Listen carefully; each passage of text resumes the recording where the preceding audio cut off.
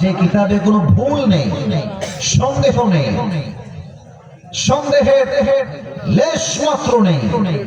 মুত্তাকীদের জন্য এই কিতাবটাকে হেদায়েত স্বরূপ পাঠিয়ে দিয়েছে একজন। আওয়াজ দিয়ে বলেন সবাই, তিনি কে? আমরা কোরআন থেকে ভূমিকায়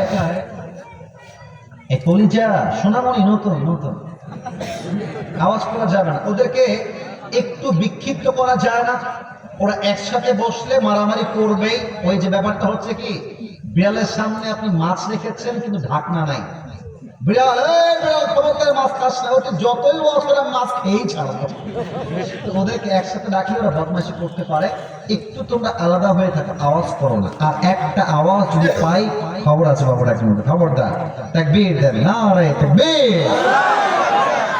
আমি একটি আয়াত তেলাওয়াত করেছি, সূরাটার নাম সূরা তাওবা। টাঙ্গাইলবাসী, সূরাটার নাম, একটা সূরার শুরুতে বিসমিল্লাহ নাই, সে সূরাটার নাম কি বলেন তো? তাওবা।